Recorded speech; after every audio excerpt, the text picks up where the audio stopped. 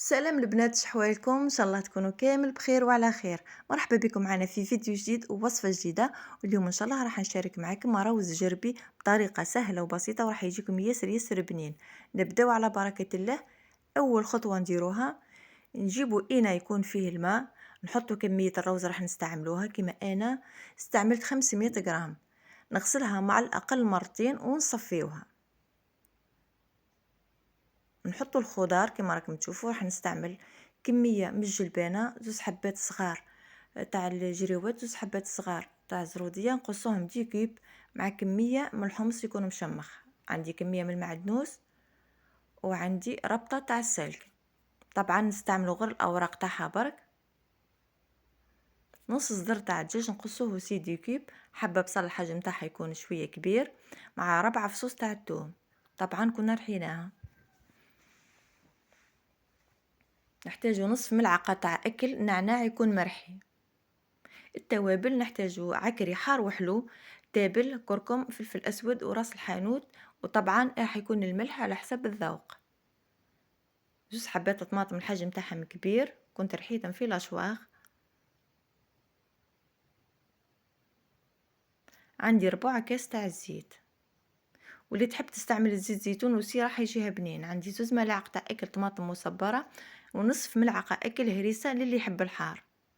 نضيف معها كميه الروز اللي كنا ديجا غسلناها وصفيناها، ونحرك المواد كامل مع بعضها.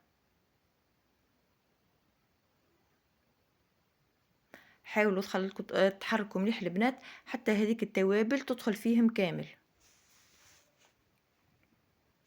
انا كنت استعملت نص صدر تاع الدجاج لهنا، وانتم تنجموا تستعملوا يعني اللحم عادي، لحم خروف ولا بقري، لكن قصوه ديكيب صغار شوي. الوقت هذا القدره تاعي راهي على النار قاعده، حطيت فيها كميه من الماء ونخليوها حتى تغلي.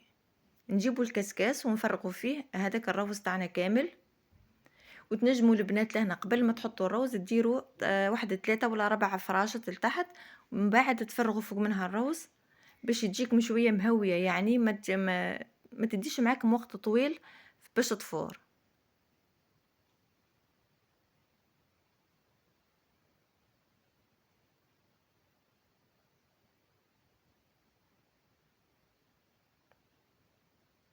بعد ما يغلي الماء تاعنا نحطوا الكسكس على القدره.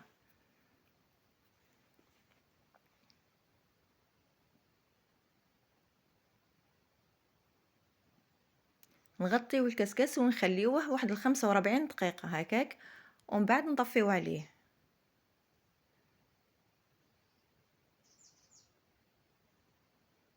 بعد ما فات الوقت نروح نشوفوها، جات ما شاء الله كما راكم تشوفوا، ما عجن ما لصق، جات كل حبه وحدها. وكما قلت لكم ما داش معايا اكثر من 45 دقيقه. شوفوا ما شاء الله ما لصقش، والريحه واش نقول لكم راهي دايره حاله. نتمنى ان شاء الله تجربوه البنات، وعلى بالي بلي راح يعجبكم.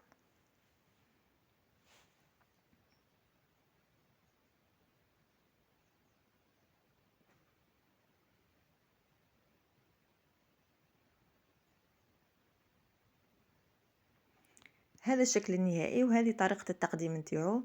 نتمنى ان شاء الله وصفتنا تكون عجبتكم ونالت رضاكم.